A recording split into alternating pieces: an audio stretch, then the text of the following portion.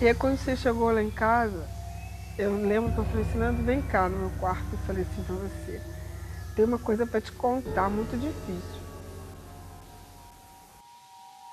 Aí eu falei pra você assim, o papai foi preso, mas já estão procurando ele. Aí você encostou na minha cama assim e começou a chorar. E eu nunca te via chorando. Aí quando eu te vi chorando, entendi, eu falava assim, Nando, mas agora a gente vai poder visitar o papai.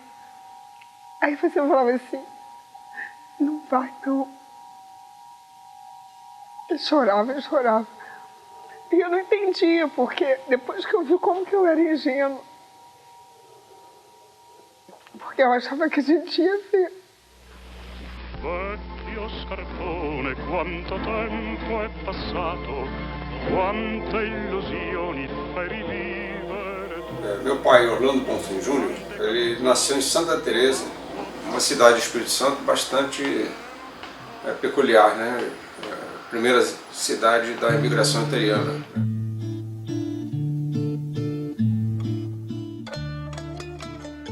O convívio dele em Santa Teresa fortaleceu muito a sua estrutura psicológica, social e sua cidadania. O pai dele, meu avô Orlando Bonfim, foi um grande advogado, jornalista também, que fez em Santa Teresa o primeiro jornal do Brasil a usar clichê.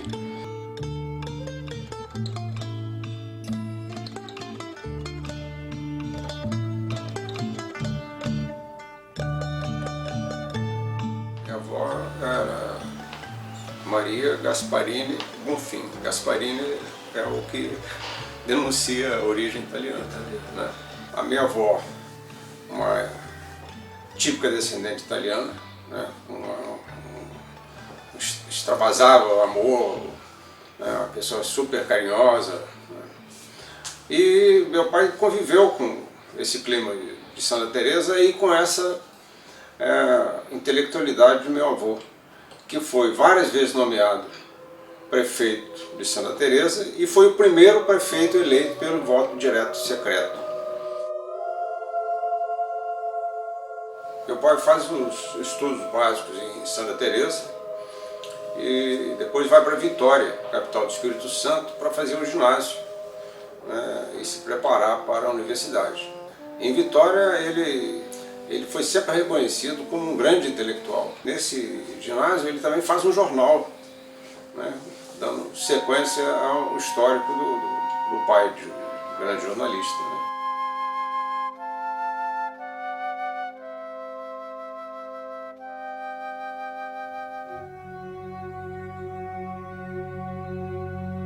Em seguida ele vai para Belo Horizonte para fazer a faculdade de Direito.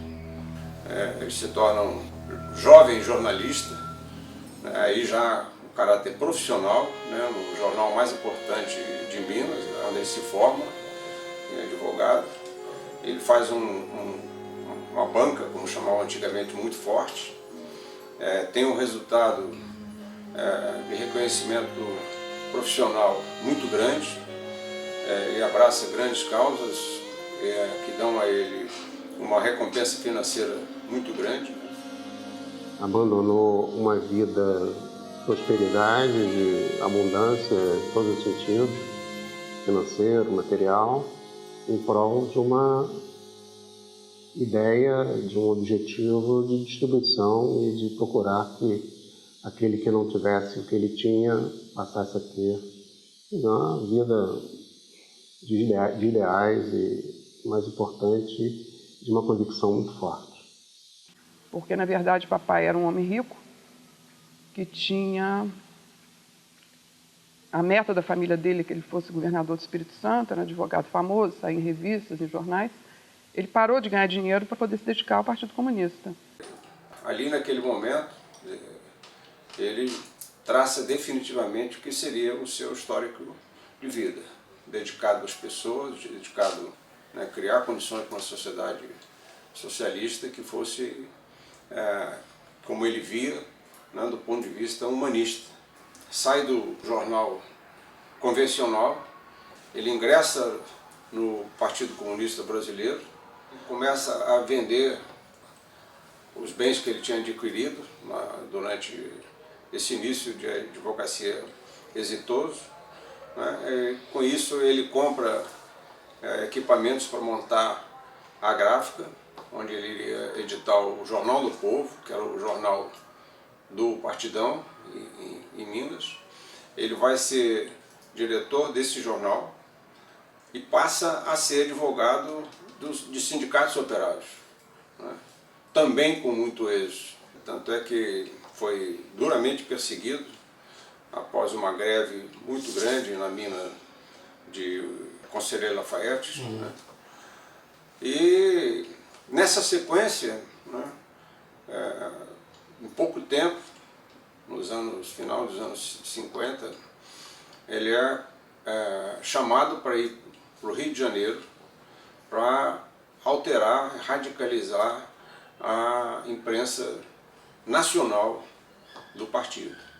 O partido resolveu acabar com todas as publicações ligadas ao Comitê Central e criar apenas um jornal, o Semanário Novos Rumos. Eu conheci o Bonfim quando vim para Novos Rumos. O Bonfim foi diretor de Novos Rumos até o fechamento do jornal, pela ditadura. Do ponto de vista político, eu acho que a presença do Bonfim na direção de Novos Rumos e seu estilo de dirigir foram fundamentais para muita coisa que o jornal fez. A presença do Bonfim em Novos Rumos permitiu que o jornal, muitas vezes, fizesse coisas que contribuíam para que o partido compreendesse determinadas situações. Não apenas pela reforma agrária, mas pela reforma tributária, pela reforma eleitoral ampla, pelo voto do analfabeto, pela elegibilidade de todos os brasileiros, pela pureza da vida democrática, pela emancipação econômica, pela justiça social e, ao lado do povo, pelo progresso do Brasil. Só para te dar uma ideia, né? O Novos Rumos publicou em folhetim Um Dia na Vida de Ivan Denisovich, que foi a primeira denúncia do Solzhenitsyn num livro dos gulags na União Soviética. Isso criou problemas na direção do partido, evidentemente. Mas o Bonfim defendeu a necessidade de publicar aquilo de forma brilhante. E a direção do partido compreendeu. Nesse momento, com o êxito desse jornal, ele é chamado pelo partido para pertencer à executiva do partido. Ou seja, ele passa a ser uma figura importante, não só nacionalmente, mas também reconhecida internacionalmente.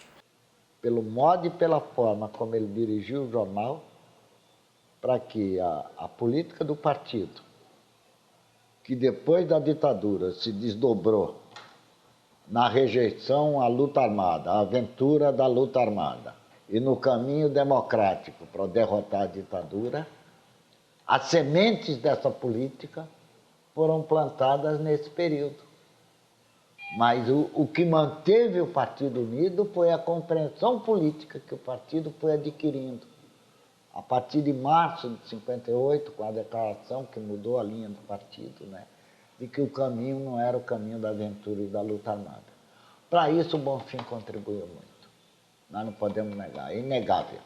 Infelizmente, né, nesse processo que o Brasil vivia naquela época, acontece o golpe militar, de 1º de abril de 1964, e ele, devido à circunstância, devido à posição que ele tinha, devido ao nome, a direção partidária indica que o caminho seria a clandestinidade.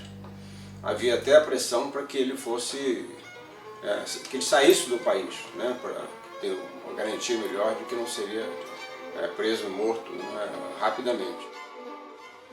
No dia 1º de abril nós tivemos a tarde com o Bonfim. Nós fomos encontrar o Bonfim, inclusive, numa reunião na ABI. Discutimos qual devia ser a linha do jornal, tal, fomos para a gráfica, e aquele jornal não circulou mais. No dia seguinte, nós estávamos na clandestinidade. O desaparecimento do papai, eu lembro, desde o dia em que ele, acho que era, não lembro se era 1º de abril, no dia que ele saiu de casa, a primeira assim, lembrança mais forte. Ele estava fazendo a barba na área, só de bermuda, quando tocou o telefone, estava do lado dele e falava assim, tem que sair. E aí ele falou assim, eu vou sair, não sei quando é que eu vou voltar. Aí ele pegou, trocou de roupa rapidinho e foi embora. E aí só que ele ia voltar, só que nunca mais voltou. Mesmo com todos os desmandos que haviam anteriormente, não tinha desaparecimento, né? E não tinha tortura como teve na época da ditadura militar. Essa clandestinidade de 11 anos, ela tinha um aspecto de muita tortura para a família, né? A família foi terrivelmente perseguida e foi uma forma até de desaparecê-lo, né? Porque a gente não tinha como ver, ele não podia se expor, ele sabia o risco que estava correndo. Então, além da vida dele se transformar numa vida muito complexa, né? Devido ao fato dele ter que mudar de nome, mudar de lugar, mudar de hábitos, enfim, né? A família também passou por esse processo. Então foi isso, quer dizer, a clandestinidade dele foi uma separação muito dura, né? Porque enquanto ele estava sendo procurado antes da ditadura, ele morava em casa. Então a gente via, ele podia sair, ficar um mês fora, 2 meses, né, desaparecido, fugido, né? Mas ele voltava. E depois da ditadura ele nunca mais voltou. Bom, o desaparecimento do papai eu me lembro bastante bem. Eu recebi um telefonema anônimo no Jornal do Brasil, era repórter do JB, era subeditora nacional do JB, uma voz de homem me dizendo para procurar a BI e contratar um advogado.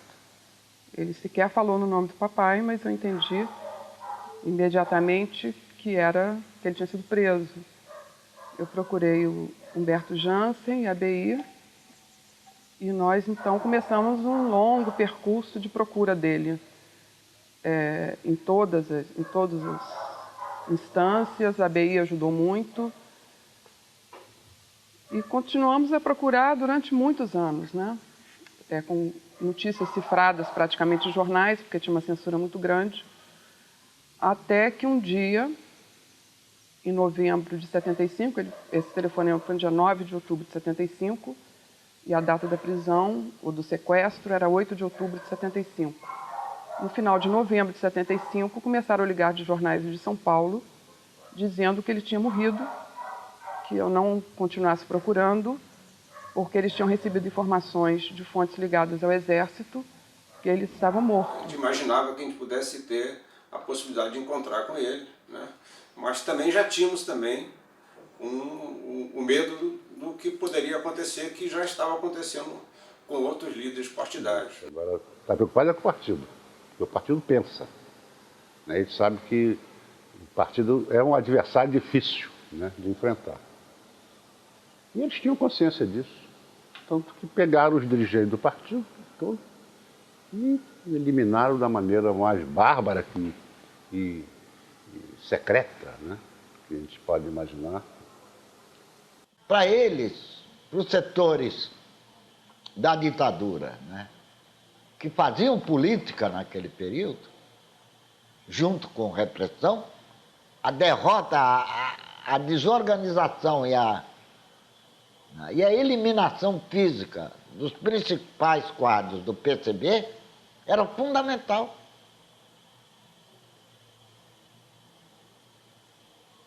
E eles se lançaram a essa tarefa.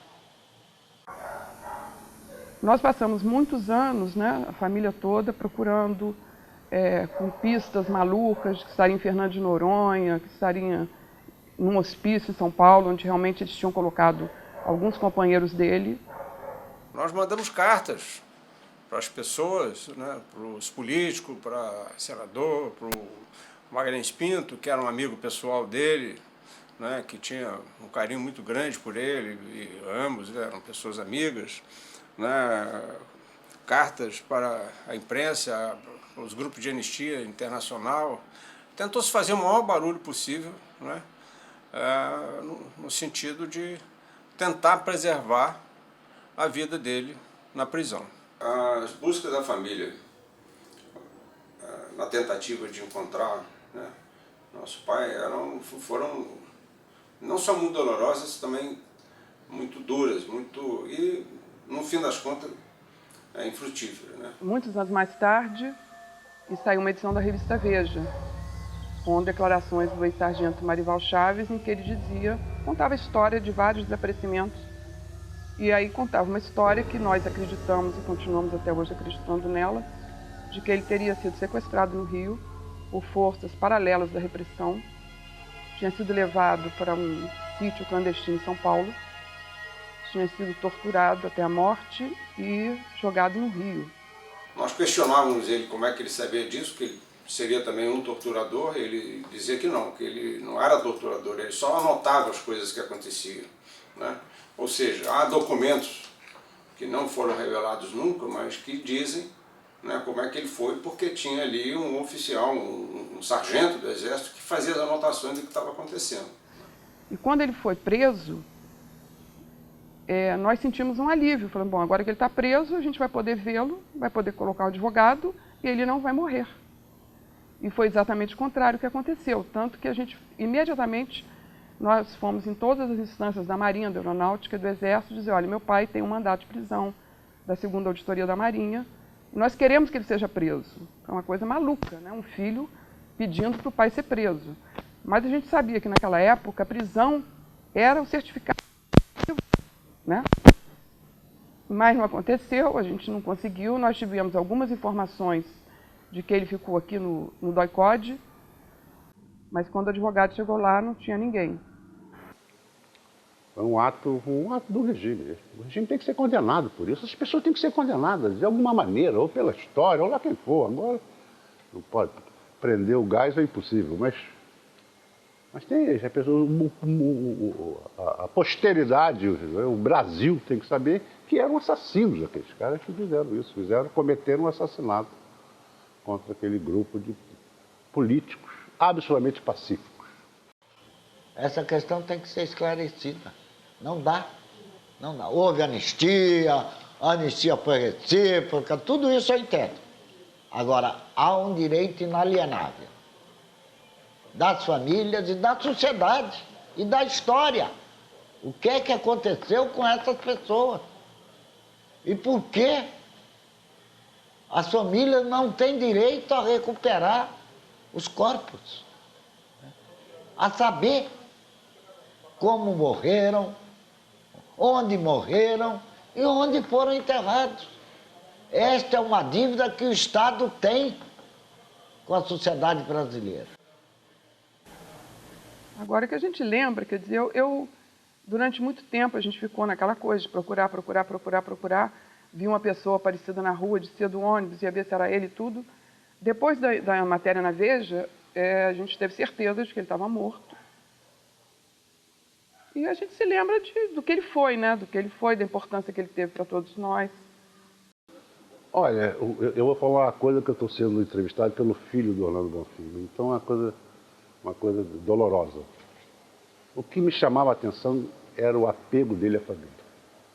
A família era uma parte essencial da vida do Bonfim. E havia uma coisa curiosa que me chamou a atenção, era ele jamais abrir mão do fim de semana em Muriqui. A lembrança mais forte dele não estar presente, dele não poder estar presente, da gente não poder falar dele, não poder dizer onde ele estava, não poder dizer que falou com ele, não poder falar o nome dele, falar que o nome dele era outro,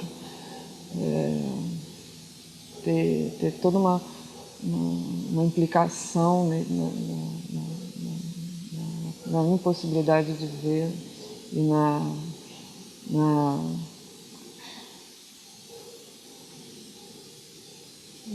Quer dizer, a lembrança que eu tenho dele na época que ele sumiu, quando eu era pequena, é essa, assim, de quase ver, mas não ver. De que a gente tem que fazer mesmo nossa parte. E que a vida continua. Então eu acho que teve tempo dele passar isso tudo para mim. De perceber, assim, o sentimento das pessoas e dar valor a isso. Né? Dar valor à natureza, que é uma coisa que ele gostava muito, a vida, a própria vida desse lado. Mas eu sinto muita saudade dele. E a coisa assim de amigo, né? Eu tive o privilégio de ter um amigo, né? Eu ia ver Luta de Éder Joffre com ele. Eu ia ver cinema no Paissandu com ele. Então, era uma pessoa amiga que nos educou muito bem. Eu me lembro que às vezes eu perguntava para ele, o que significa isso assim, assim? Ele falava, pega o dicionário e lê. Anota, você tem que aprender, não vou falar, né? E era muito simples, muito culto, mas uma pessoa simples, que gostava de passarinho, que gostava de beber cachaça, né? Uma pessoa muito simples.